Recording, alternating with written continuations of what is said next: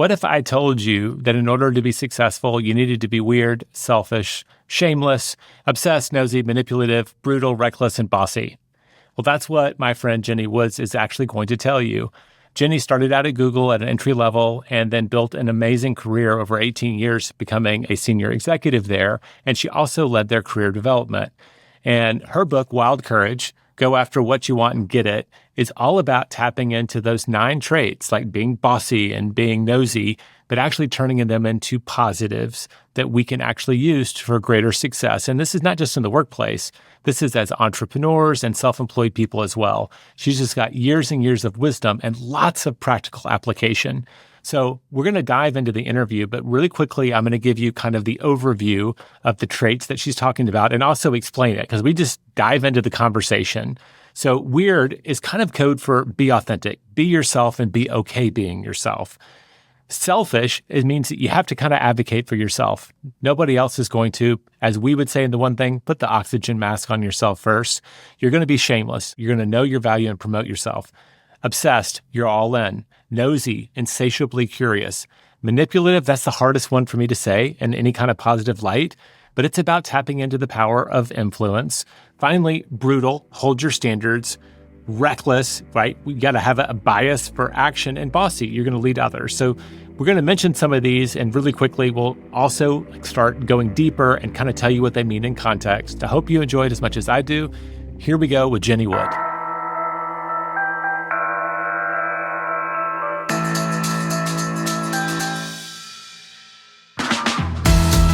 I'm Jay Papasan, and this is The One Thing, your weekly guide to the simple steps that lead to extraordinary results. So, Jenny, I think probably everybody does this when they read your book. There's 9 traits. They're all a little provocatively titled, but about halfway through, I went back and I started scoring myself. Oh. And I was like, where do I have an opportunity to focus and where am I already good? And so I self-assessed myself as I'm probably really strong on obsessed or nosy, not quite sure which one's the leader. But when you think about you, when you went through these, what do you think is the trait that kind of has led you to more success? Is there one that singularly stands out for you? That's like asking me to pick my favorite child. Yes. But for today, in the moment. In the moment, no less.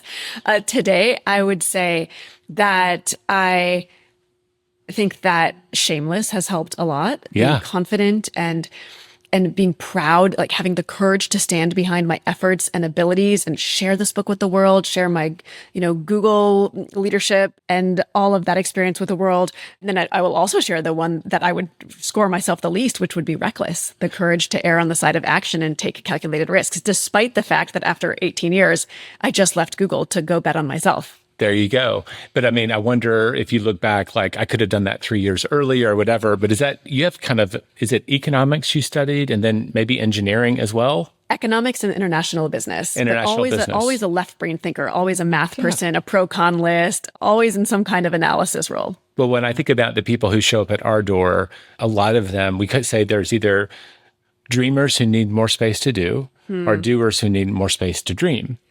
And there are people that kind of fall in that middle that they actually can take action, but they can be very perfectionistic.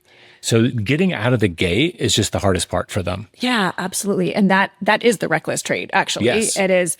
And I would call myself a doer who needs more space to dream. But maybe with this shift in my career, going from Google, which was a very high execution role, to being a creative and being an author and now a keynote speaker and consultant to companies, I would say that it's helping me tap into the dreamer a little bit more. And it's because this is leveraging the nosy trait, because I'm getting nosy about what else is out there for me and how can I most help people? How can I leverage my strengths to add the most value to organizations and teams and leadership groups? Before we came down, you were like, sharing kind of like what you're considering, like, and what would you do if you were me? Like, yeah, you've got that trait in spades because you're in a transition right now. Yeah.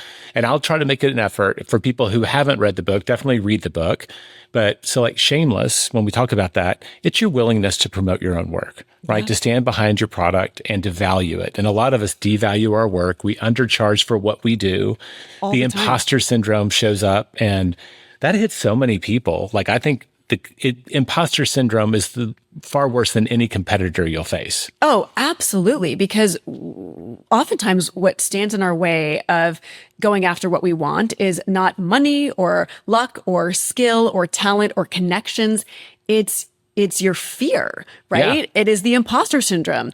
But that's actually such great news because whether it's fear of failure or fear of uncertainty or fear of judgment of others, when fear is the root, that means that you have agency to push past the fear, right? Because it's an internal struggle. So you can push past the imposter syndrome. You can push past the fear. And that's such great news because that means that if you're able to push past it, then you can realize the joy and the success on the other side of that fear. So it's kind of cool if you think about it, of all the things in the world you can control, you can control your own fears when you have the wild courage to close the gap between what you want and what you achieve. I love it. I also think of fear as signaling this is important to me. Yeah, it's a compass. Right? You don't feel fear around things that don't matter to you. That also signals like maybe this is something that's worth exploring my courage around, right? I can go find my wild courage. If I have fear, that means there's something on the other side worth seeing. Absolutely. Yeah. And I'm going to butcher it, but I read something yesterday that was like, growth requires being uncomfortable and being uncomfortable leads to growth or something like that, said better than how I just said it. Early in my career, like I get the privilege of having a self-made kind of billionaire for my mentor for all these years. And I don't know if you bumped into the founders of Google in your 18 years or not. I did, actually. They can be very direct. And I guess we can get to that trait later. I won't just go off like ADHD here on you. But he would just say, Jay, if you really want to get ahead, you need to get comfortable being uncomfortable. Yes. And I don't know, I'm sure there's a million self-help gurus down the line, but it's just so true. It's so true. Everything we want is outside of our comfort zone. And if we can get comfortable going there more often, right, getting a little reckless, or if we'll get down that path, that really helps us. So awesome. Thank you for picking the one right now, shameless. And that's one, if it's serving you right now, I shared a lot of our people that listen to this podcast are self-employed, right? Maybe they're consultants, they're architects, they're attorneys, maybe they have a small business, whatever. And learning to kind of promote your own work is a skill. And that's one of the things I loved about your book. They're called traits. And we tend to think of traits as being innate things, but you turn them all into skills and frameworks. So I didn't prep you for this, but I love the framework around power assets. Is it power asset or power portfolio? It's both. Your power assets are the three things that make up your power portfolio. And just like your financial portfolio, you want to have a mix of assets there. You want to have stocks and bonds. And the mix that I encourage you to have is some business skills and some people skills. So for me, my three power assets are people leadership, influencing stakeholders or customers, and building things from startup to scale. But it took me time, Jay, to identify those, to kind of whittle it down from a list of 20 things I enjoyed or felt like I was good at or various strengths, but also expand it from kind of being like a deer in headlights when an interviewer or a customer or my boss's boss would say, well, Jenny, like, what do you enjoy doing? And not staring at them with a blank stare. So I encourage people to think about what are your three power assets that you bring to the table? And when was the last time you shared those with your customers or with prospects, whether it was to gain a new customer or to upsell or to continue to strengthen a relationship? Because people want to know what you're good at. And I always wince when someone says, this is a shameless plug, but, like at Google, that happened once in a meeting. Someone said, this is a shameless plug, but I put together this spreadsheet that's going to save you 30 minutes when you do XYZ project. And like, what's the shame in that? It's really about standing behind, like, what are those power assets and sharing them with the world, because people want to do business with people who are confident. Total non-business example, but we were hiring a nanny/house manager, and she wrote on her application, I'm an exceptional cook. And I was like, what a cool thing to write. But how often would someone come up to you and say, I'm exceptional at ABC thing? Guess what? I hired her. Of course, you have to have the goods to back it up. But like the confidence she showed, the creativity, the swagger, right? Like that, people believe what you say. And so I think recognizing that we don't have to be self-deprecating, we don't have to undermine our value, we don't have to undermine our talents, and that we can actually shout them from the rooftops and say, I am proud that I'm an exceptional cook or real estate agent or painter or architect or accountant. Like, people want to know what you have to offer the world and they want to do business with you. You just got to get practice in. And I think like you use real estate agent. We have a large real estate crowd, obviously coming from the largest real estate firm. And there's like 1.2 million of them out there. And like, it's a joke. Like, you get pulled over in California and you don't have your driver's license. Do you have a real estate license? Like, there are places where there are just so many people who have them. And the thing is, how do we differentiate yourself? And so when I was reading about the power assets, I was thinking in the power portfolio, now that I know it was actually, they're both right. Yeah, exactly. I was thinking from the term of entrepreneurship. Like, what makes you different than all of the other agents? What makes you different than all of the other attorneys? Like, professional services, what's your differentiator that makes you special? Yeah. And the thing is, like, the bar is so low to be just 1% better than your competitor because nobody is doing this, or people are too nervous or too fearful or too shameful to do this. If you are just like one step ahead of your competitor by sharing your power assets with your customers or your prospects or your partners, you are going to get so much more business. And an example, and I grew up in the corporate environment at Google from entry level to executive, but I would say like under 10% of leaders who reported to me at Google or my indirect reports or their teams would know their power assets or would send what I, call the Monday manifesto, the Monday email that says, here are 2 things I'm proud of from last week. And here are 2 things that I'm excited to work on this week. But when people sent that to me, or they would talk about it with me in a one-on-one. Your Monday manifesto? Well, it's a mini-festo, not a manifesto, because it should only take 15 minutes to write. I also call this the shameless Monday email. But, it's like there are so few people who are regularly going to their customers and saying, here's a win I had, or, the weekly email that talks about what they bring to the table or some new properties they have or whatever it is. It's like, we think everybody's doing this. 90% of people are not doing this. So if you can be the one who has the confidence, the wild courage to do it, you will differentiate yourself with very little effort. We're talking 15 minutes a week. All I can say is, like, as someone who manages a lot of people too, not at the scale that you probably did at Google, like when you get emails from people in your group, like most of the time, I think that I'm about to either hear about a meeting I'm going to have to attend or a problem I'm going to have to participate in solving. Right. If someone just is dropping in, hey, a couple of wins from last week, that becomes like a breath of fresh air. It's amazing. And the thing is, people feel like, oh, well, I don't want it to be, oh, look at me, or I don't want it to be, too bold, or maybe it's, again, too shameless, right? But as a leader, we know, and again, think of this at what your customers might feel if you're a solopreneur or an entrepreneur or self-employed.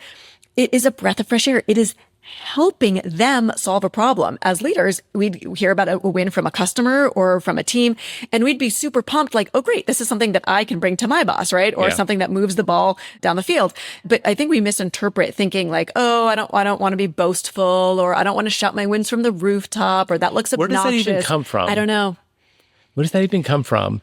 I know, like, we think about, like, is there some Jimmy Stewart movie about like the humble leader that we're all now imitating from 70 years ago? I think what it could be is evolutionary psychology, where back in the caveman days, you didn't want to stick your neck out. You didn't want to stand out because the pack was there to protect you. So staying small, staying quiet, staying safe meant protecting yourself from being the lion's lunch, right? Okay. If you were the one to be more vocal or to roar too loudly, then you might call the attention to the saber-toothed tiger bounding around the corner.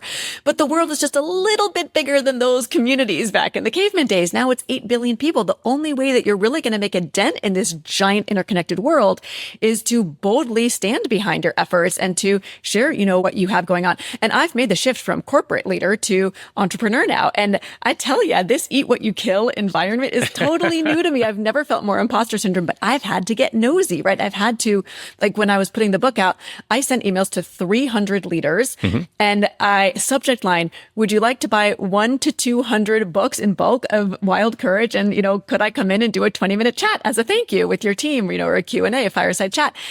Thinking, oh man, I'm just going to get so many responses. My inbox is probably going to crash because of all the people who say yes and all the checks that are written, in my waiting in my mailbox. Turns out not quite that easy when you're an entrepreneur, but you keep putting yourself out there, and then you get nosy about, okay, how can I tweak this? So when I wasn't getting the response rate that I wanted, I changed the subject line. Would you like to buy 50 to 75 books instead of 1 to 200? Or maybe my pricing was off. Maybe my positioning was off. And then some people ghosted me, which was a terrible feeling. And some people flat out said no. And it's hard, but you just have to push past the rejection because, like I said, the joy and the success is on the other side of that fear of nobody likes me, nobody's interested. How am I going to differentiate myself among all the other competitors in the space, in the industry, etc.? Well, you're leading towards one of my favorite parts of the book. So I was kicking around like what are the traits that I feel have the most overlap with the one thing? And so Sure. nosy keeps coming up. Yeah. And there's something about like when you're reaching out, maybe to a customer, maybe to your boss, maybe to a stakeholder, you have this woo with you. And again, I may go crazy on your frameworks, but you have so many of these. How many years did you teach this career development program in Google? So just the last 3 or so years Okay. that I was at Google. I feel like there must have been a lot of reps because every chapter has these little frameworks. So Yeah, well, I love all of it. this is brand new material for the book. Like it's all based on years and years of experience, nearly 2 decades at Google. But yeah, I love coming up with frameworks and because that's what helps me the most. So woo with you is how you can get nosy about what your customer or your partner or your client wants. So if you think about an email that you write, because we do so much of our influencing or we try to over email, it's rare that we get to sit here face to face and have a conversation. So think about how many emails you write each day to try to get someone to say yes to you or to buy from you or to, partner with you, whatever it is. So next time you sit down to write an email and you've drafted it, count how many of your sentences start with the word I and how many start with the word you. And I want you to flip as many as you can from I to you. That's woo with you. Because when you're getting nosy about what's in it for the other person, you're much more likely to build that relationship, to find some value in it for them in a way that expands the pie and allows you to both win. So for example, I was doing a keynote for an organization and I wrote my first draft. Thank you so much. I had a great time doing this. I love the gift box that you sent to me as a thank you. I am building a new leadership training and I would love to partner with you, to try that out. And then I read it and I was like, oh my gosh, I have to woo with you. Let me flip them. So I flipped as many as I could. You sent the most delicious gift box. You and your team were an incredible partner to work with. You might benefit by testing out this new leadership training for your managers. And that helps them see, what's in it for them. And it just is lovely to read a note that's more about them than about me. Your audience was so attentive and receptive. Like I just playing that game, flip the eyes to use. It's such a simple thing, but it changes the whole frame of the conversation and makes it feel differently. Absolutely. I love that. All right. So we're about the midway point. Let's just take a quick commercial break or a quick moment to break if people need to pause and move to the next stage of their day, and then we'll circle back. Great. All right, welcome back, folks. So here with Jenny Wood, and we're chatting about nosy. And so I love the Woo With You framework you just covered for us. I was looking at nosy in general and why I thought it matched the one thing. It's just about the power of questions. Yeah. And it's not always the questions we always ask others. It's sometimes asking ourselves, like, how did they do that? What's happening here? And there's a curiosity. And if we show up with curiosity and we start there, it's amazing where we go. So how would you sum up nosy for folks, just so they know? Sure. Nosy is the courage to dig deeper. It's getting insatiably curious and letting that curiosity be your compass and helping you find your one thing, right? Like it's all about your focus. And how do you even find that focus if you're not curious about what all the opportunities are there for you? So let's say that you find somebody in your industry who inspires you. You mentioned you had a mentor that kind of, you learned so much from. My guess is that when you started, I think a lot of people, when they think about having someone who they follow or someone who mentors them, it's like, well, what am I going to bring to the table? Right. How could I possibly, at 27 years old, offer them anything? Why would they waste their time on me? Well, here's a way to push past that imposter syndrome. Spin the spotlight, take the spotlight off of you and what you can offer them and focus on people in leadership positions love to share. They love to teach others how they got there. They love to lift as they climb. So it takes so much pressure off if you go into that mentorship meeting and say things like, what and how questions, never yes or no questions, yes or no questions, close off the conversation. What and how questions are so much richer. They give you so much more backstory. They're so much more interesting. So some questions you could ask a mentor or someone you admire, what was the biggest struggle in your career? Or how did you overcome this challenging client situation? Or how have you found the industry changing over the last 10 years? Or what's the worst advice you've ever been given, right? That's how you get nosy in a way that you can really learn from someone and go deeper. All of them started with what and how. And the best leaders will exemplify this also. Again, feeling insecure. The younger people in an organization like Google would never be the one to raise their hand and say, what does that little acronym stand for on that slide? But the leaders who were always the badass leaders would ask those questions. They'd behold the brilliant basics that they were nervous that they were almost making everybody else feel comfortable in the room. So they, as the leader, would be the one that says, hey, just to make sure everybody in the room understands, what does this acronym RTO stand for? And then everybody kind of like sighs with the relief in their chair that someone had the wild courage to ask that question. And the fact that it was the leader, at least these were the leaders I admired most at Google, it shows you that like there's so much power in asking the questions. And of course, these leaders were doing it on the behalf of everybody else who was too fearful to ask. I've done that many times, and I've done it completely selfishly. Oh, yeah, sometimes. Just because I can't stand not knowing. And so and what shocks me is how many other people, like in an executive meeting, someone, the new CEO throws out this acronym, and I'm like, I'm sorry. And like I usually roll out, we used to say out behind the barn when we were lost as kids. Yeah. Mississippi family. I'm out behind the barn. I'm completely lost. And I'd be like, I'm sorry, I'm out behind the barn. What does that mean? Right. And then I realized nobody else in the room did either. Exactly. And that makes you a strong leader because you have the courage to ask the question that everybody else is too scared to ask. You have the courage to dig deeper, to get insatiably curious, right? And, that's the thing about wild courage is it's like successful people take these actions despite before they have permission, essentially. And so those are the leaders that we admire. And the fact that everybody else sighs with relief saying, thank you, Jay, for being the one to ask the question. I didn't know either. That is the sign of wild courage. That is the sign of a strong leader, who's someone who feels like they can ask the question without permission from somebody else. I'll just say, I wasn't doing it to be a great leader. I just had to know. So this is one where the urge overcame things, but I'll own it if that helps me be a greater leader. It does. Because I want everything that comes naturally that I can have there. It sounds like a chicken or an egg dilemma, right? Where it's like, that is probably the trait that got you to where you are and, and vice versa. But I love the asking, like showing up and asking whoever your boss is, showing up with curiosity. Yeah. They have so much to teach us. And in the path to doing that, they will teach us how to think and probably show us how to serve them as well. There's so much gets unlocked from those conversations. Yeah, definitely. And another way you can use it is everyone's been jealous of a competitor, of a colleague, of a coworker, right? And something that I also call, a nosy tactic is stealing the blueprint. Oh, I love this. I underlined, highlighted it. I wrote modeling in the side. I love this section. Yeah. And it can go both ways. You can model, you can discover a process, a tool, you can kind of think out loud and you can create a playbook for somebody else or a standard operating procedure and model it so that somebody below you or someone who's more junior can learn from it. But if, like me, you are someone who in the past has gotten jealous of people who are exceptional leaders, like Molly Williams, that's her real name. Molly's a good friend of mine now, but I was so jealous of how exceptionally talented she was in her processes, in her communication skills, in her email writing, in her presenting to clients. Well, one option is you're jealous. The other option is you get insatiably curious, you get nosy, and you literally study those tactics as if you're studying a book. And so I would have an index card where I would write down Molly's blueprint. And when she was rolling out a process, she would have this incredible Gantt chart of all the different steps and the dates that she had to accomplish the goals. And so I literally copied that Gantt chart or that blueprint. Gantt chart meaning basically project management tool. And then she would present to a client. I would write on an index card how many times she said per minute. And I would try to match that. It's like matching your pace to a faster jogger, right? So rather than being jealous, I decided I could just get nosy and I could steal her blueprint. Well, nosy is all about learning, right? If you're asking questions and you're curious, you're learning.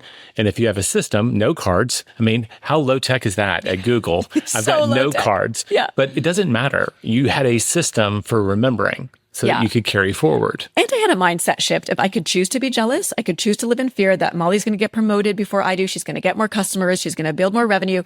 And that's a mindset, that's a mindset of fear, or I could have, or scarcity, or I could have an abundance mindset. And I could have this mindset of wild courage of I can learn from Molly. Molly's amazing. I can do what she does with my own special pizzazz. And that can be my competitive advantage. Did you ever have the wild courage to go up to her and say, how do you do that? 100% I did. Okay. I was like, Molly, I admire everything you do. And that's probably shameless, right? Yeah. And maybe I'm trying to think if there's another trait in there. Maybe weird, right? Where it's like weird is the courage to stand out. So maybe it was different and unusual, but I was like, Molly, I think the world of you. You are a total badass. I want to be as good as you. How do you do some of these things? And she literally trained me on it. I love that. Okay, that's great. So you're modeling one of the best, and now you're friends.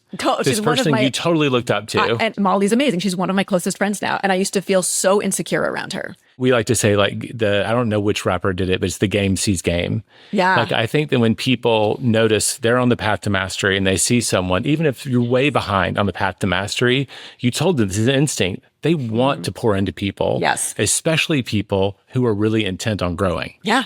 And that gets back to knowing your power assets, right? Yes. It's like, give someone a reason to believe in you. Give someone a reason to bring you up. Someone came to me, sent me an email the other day, and she said, hey, I'd love to know how you got your agent and how you got this book deal and how you hit the New York Times. And it was a very humble email. And I wrote back, because like I get a lot of emails like this. And I wrote back, I said, well, I've got some questions for you. So I got nosy, right? Yeah. And because she wasn't shameless in what she brought in the original email, I said, I straight up asked, do you have any following? Do you have any platform? Do you have a newsletter? Are you on any social media? She writes back, I am shocked, Jay. She said, I have 271,000 followers across platforms. I'm like, that's a lot. I was going to say no to her. But if she had like given me this data at the forefront, then I would have immediately hopped on a call and been like, how can I help you? You're already clearly making an effort and you're already making progress. How can I get behind your inertia, which is clearly already there? So another great reason to know your power assets, lead with numbers, double your numbers in your, examples to customers or to prospects or to mentors. I love that. I want to shift now because selfishly, I told you, I think that's one of my traits, being nosy. Yeah. And otherwise, like, why would I do this podcast if I wasn't inherently nosy? I think I want to talk about brutal. Yes. That one also lines up really well. There's so much about saying no to things in here. But let's give people a simple definition of what brutal means. Because you see the title, like all of yours, and you're like, do I really want to be brutal? Yeah, these are all eyebrow-raising traits at first glance. But, when used in a sane and savvy way, they truly can supercharge your success. So because we're redefining all of them, let's redefine brutal. Brutal is the courage to protect your time, energy, and priorities. It's the power of no, because people pleasing pleases no one, least of all you. And it keeps you small, it keeps you quiet, it keeps you following rather than leading. And everyone listening here, I assume, wants to lead in some capacity or advance their career or advance their life, advance their relationships. So, one of my favorite tools from Brutal is as simple, because just like, the one thing, this is a very simple tactic. It's say yes to the big and no to the small. So what's big? Big is, some big keynote that I might want to land next fall, right? Mm-hmm. With a huge audience. Big, if you're in a corporate environment, might be leading the 2026 marketing project that is a priority for your VP. Big, if you're an entrepreneur, might be increasing from 5 clients to 12 clients next year. Right. So those are big things. Say yes to those, even though they're going to be scary and overwhelming and require you to sit down and lay that first domino, right? As you like to say, like that first thing you need to do every day. Now that's big. What's small? Small is being the 18th person to reply all on the happy birthday Jimmy email, going to every single meeting where you neither add value nor derive value simply because your name happens to be on the calendar invite, or being the person to take notes in every meeting or to, organize the shared drive on the computer just because someone asks you. So when you say yes to the big and no to the small, you're able to be more brutal and protect your time, energy, and priorities. And unfortunately, some of that small is what I call nap work. In a corporate environment, I'd call this not actually promotable, right? Hey, Jenny, can you plan the company offsite? Hey, Jenny, can you plan the dinner because our VP is in town? Can you take notes? Can you lead the well-being pillar? Now, some of that is good because that stuff adds to our enjoyment, right? But if you're always doing that, or you find yourself doing more than 15% of that small work, that is what constitutes as nap work, not actually promotable, or we might say for entrepreneurs, not actually productive, right? Yeah. And so don't nap at work. Don't nap in the office, and say yes to the big and no to the small. It's one of the best ways you can be brutal. And let's just acknowledge a lot of the nap work in the corporate environment tends to fall on women. It sure does. And it's just there's some inherent bias that we're still carrying around. Yes. And so it becomes doubly important for us to support the no's and have a culture. I think as a leader, are you willing to have a culture where no is an acceptable answer? Yeah. Because I think the number one reason a lot of people in those environments don't say no is they don't think they have a choice. Right. And you know what? I respect the people more who say no. Yeah. So if I think about my friends who are always the yesers, right? Like I think they're agreeable, but like, do I want to give them more responsibility? Maybe I want to give them more work. I'm thinking back to my Google Leader days. Maybe I want to give them more work, but I don't necessarily want to give them more responsibility. I want to give responsibility to the people who can be discerning, who can separate the wheat from the chaff, who can tell me that, yes, I know you're asking me to do this, Jenny, but I've got these 3 priorities. Does the bananas project take precedence over the apples project? If so, then I can reshift. But if someone just always says, yes, ma'am, yes, ma'am, yes, ma'am, that is not a future leader. That is a doer, but that is not someone who's going to do something remarkable and eventually get promoted or grow their business or, deliver and delight more for clients. We devoted an entire chapter to the inability to say no because hard. it's a big one for a lot of people. And so much of what we try to teach people in our workshops and stuff is 9 times out of 10, it's not a direct no. It's more likely a not now. Yeah. Or if this happens, I will. You can do so many little mind games where you don't have to actually say no to your boss or your teammates, but you're pushing it into the future. And there's a high probability it'll go away. Of course. Yeah. Well, we've got the classic 4D model, which is not my model, but it's when you look at your to-do list that, the do, drop, delegate, and delay. And I love the delay because you're kind of kicking to like, hey, can't do it now. Let's revisit in September. And then by September, oftentimes it gets solved. Another one I like to share is called the Agenda Avenger. Hey, Jay, can we hop on a call? The Agenda Avenger. The Agenda Avenger. You speak faster. I just want to make sure we're in Marvel world, but we're not. Yeah. I speak so fast. It's great. The agenda. People are like, I'm going to have to go from 1.5 down to 1 for this podcast because everybody listens to it like on 1.5. They're going to be at 0.9 for me and they're going to, do 1.4 for you.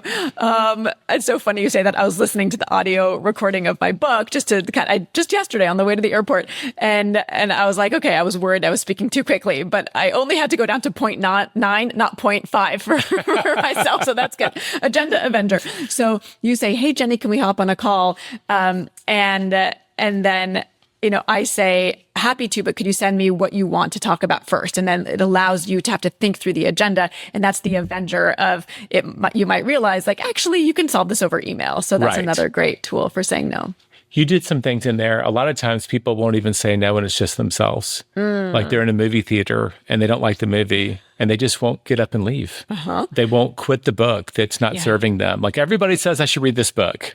Oh, this is the one thing. It stinks, but we give you permission to close the book and find one that does serve you. Yeah. I think a lot of the yeses that happen and the no's that don't happen is from a lack of clarity around what's actually important. Yeah. So much when I'm reading, in your in Wild Courage, a lot of it's directly aimed at people more in a career environment. It's all completely applicable to anybody wanting success. Sure. But do you understand your objective? You had objectives around your work that gave you clarity. And so, that's nap work for what I want to do. I think nap work can actually be different depending on what your objective is. Yeah. And sometimes your objectives shift, but we fail to realize that there has been a shift. And, one of the things I share with people is that I thought I'd be at Google another 15 years. I thought that was my one thing. I thought that I would retire there and that would be where What shifted for you? What shifted? Once I started this Own Your Career program, even though I loved my job in operations that sat between sales and engineering and helped drive billions in revenue, I loved my team. I felt a lot of pride. I felt a lot of, identity with Google. I was meeting with my executive coach, Julie, and I said, but now that I run this program as a passion project, it's helped 56,000 Googlers in nearly 100 countries. I think that I realized that I now just want to coach people to be better than they think they can be. But it was so hard for me to catch up, for my brain to catch up with my heart, because again, I'm such an analytical thinker, but I had to recognize my one thing had changed. And it took me about 12 or 18 months to actually leave Google. But I had to recognize that your goalpost can shift, it can change, and you need to recognize and shed whatever it was in the past, right? Are you living, today's dreams or yesterday's dreams? Are you trying to live up to somebody else's expectations or your own expectations? And when your circumstances change, like mine had, recognizing that and then recklessly, right? Yeah. Moving forward, having the courage to err on the side of action and take a calculated risk. rather than wasting time analyzing the outcome of every possible consequence, think fast and fearless. If you're on the fence, do it, is one of the most powerful things that you can do, is recognizing when the circumstances has changed. In my case, they had. I just discovered there was this new kind of goal I had in life, even though it was completely I'm going to put it as out of a left calling. field. I guess like you a could call profession it a that calling. became a vocation. Yeah. And you've been called, like you realize this work is actually something that's much bigger opportunity for my life. And I love those moments where we kind of just have this real clarity. Yeah. And you can also manufacture them. You can, but it was very scary for me to recognize that. And I got caught in what I call truths and tales. What are the truths of the situation? What are the tales? The truths were, yes, I've had this calling. The truths were, yes, if I leave Google to be a writer, I might succeed, I might fail. But the tales I told myself, the stories that were kind of negative that I attempted, to have make sense of the truths didn't serve me well. My tales were, I'm going to be a starving artist as an author. We're going to have to move out of our nice home in Boulder and downsize into some shack, right? My parents are going to be disappointed in me because I'm the breadwinner for my family and, it's going to feel too risky. But once you recognize what are the truths and what are the tales in any situation, you can actually reframe the tales to something more empowering or at least something more neutral and then push past that fear. Because even though at the outside, it looked like, oh, Jenny has this calling. It was terrifying for me to leave Google. It's still scary. It's still scary to be an entrepreneur. Change is always scary. Exactly. Yeah. And you shared the reckless, it might be the thing that if you had the biggest opportunity. Of course. Right. And you just well, congratulations to you. Thank you. Stepping away from, quote, the dream career to follow the dream. Yeah.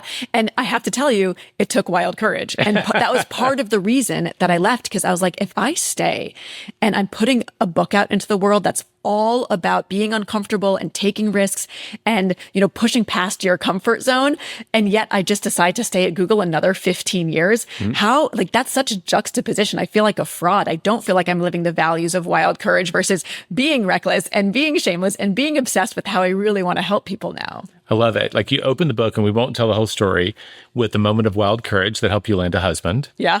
Right. So these moments of wild courage became the times that you leaped forward and found the life that you always wanted. And so one of the things we wrote in one of our first book is opportunity lies on the other side of fear.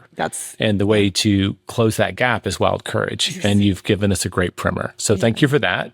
I have one last question for you. Sure. So every week we try to give our listeners a tiny challenge, like a first domino. Based on some of the stuff we've talked about, what's maybe a challenge we could give them to implement? Just go practice this week, one act of wild courage. Ask for something that feels a little bit uncomfortable. That could be a raise. It could be a promotion. It could be a new customer. It could be, revisiting with an old customer and asking, do you want to go catch up and get coffee? I have this big... Send the order back. Thank you. I was just going to say I'm sorry. It could be so small. I was with someone for their birthday breakfast, and they asked for an iced latte and got a hot one. And they're like, and it was their birthday. Yeah. And they're like, you know what? I think I'll enjoy a hot one today. And I was like, send it back. You wanted an iced latte. So I've got this survey with, I think nearly 7,000 people have filled it out. It's a quiz that people can take that kind of helps you assess, how bold you are. And one of the questions is, do you ask for what you want? And 57% of people say yes, which isn't that high. But contrast that with, I literally asked the question, are you comfortable sending the cold entree back in a restaurant or the lukewarm entree? And only 38% of people say yes. That's a 19 percentage point gap. So that is a great way to start. So one small thing, whether it's sending back the entree or asking for something at work or asking something of a customer or asking your spouse to do the laundry this week because you have a heavy travel schedule, ask for something that you might feel bad asking for, but because it feels a little selfish to tease another trait, but you're advocating for yourself. Yeah, exactly. I love that. Thank you so much. I mean, we could have talked for an hour. For sure. Maybe we'll have you back and talk about some of the other traits. Well, thanks so much for having me here. Thanks. Most weeks, one of my jobs is to tell the guests that we have a challenge at the end of the podcast, because even if they're preparing, do you always listen to the end of the podcast? And if they're rushing around, maybe they didn't get a chance. I thought Jenny nailed it. I hope you'll take the challenge this week and just step slightly out of your comfort zone. I promise you'll be happier on the other side. Next week, I'm going to do a solo episode, and we're going to talk about something, put it in quotes, quality inflation. I heard it, my friend Nathan talking about it the first time, but it's this idea, everybody around you, whether in the workplace or in the marketplace, every year, a lot of them are getting better. They're working on what they do, their craft, their value proposition. And the The bar for just being average goes up every single year, quality inflation. My question to you is, what is your approach to staying competitive from year to year? Next week, I'll share some of my favorite strategies and tactics for winning in the long game. Tune in next week. I'll see you there. This podcast is for general informational purposes only. The views, thoughts, and opinions of the guest represent those of the guest and not Productive or Keller Williams Realty LLC and their affiliates, and should not be construed as financial, economic, legal, tax, or other advice. This podcast is provided without any warranty or guarantee of its accuracy, completeness, timeliness, or results from using the information.